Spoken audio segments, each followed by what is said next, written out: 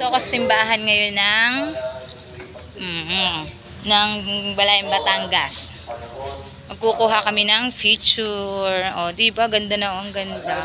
Ay, ililipat ko muna kayo sa Tanawi. Ang ganda ng aming simbahan, diba? O, guys, tingnan nyo naman. Ganda. Ganda, diba? Mamaya, nandito lang kami.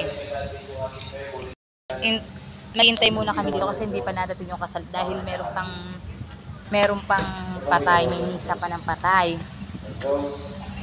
Welcome to Balayang Batangas Church. Kukuha ko ng wedding, as in kasal.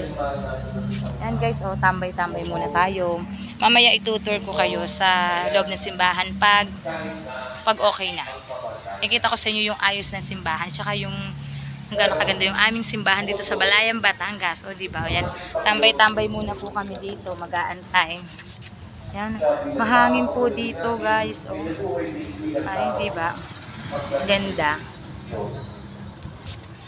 Habang kami, hintay-hintay muna dito. Ang aking pinakamagandang taga-deliver. Yan, guys. O, hihintay pa kami, ang tagal. Wala pa kasi yung kasal, parang mga kasal pa lang dito mga abay. Ang ganda ng aming simbahan.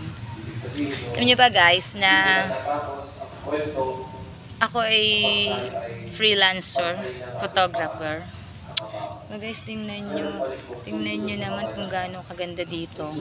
Oh, diba ang ganda na ng aming simbahan kahit siya'y makaluma, diba, pero ang ganda, oh, lalo na po sa loob, ang ganda-ganda na niyan, oh, diba, tingnan nyo, oh, ang ganda ng aming simbahan. Tsaka guys, ayun, oh, yun po yung mga abay pa lamang, abay pa lang po ang nadating, pero wala pa po ang kasi nga may patay may misa pa ng patay, kaya ayan, oh, waiting muna kami dito, waiting habang kami nag-iintay.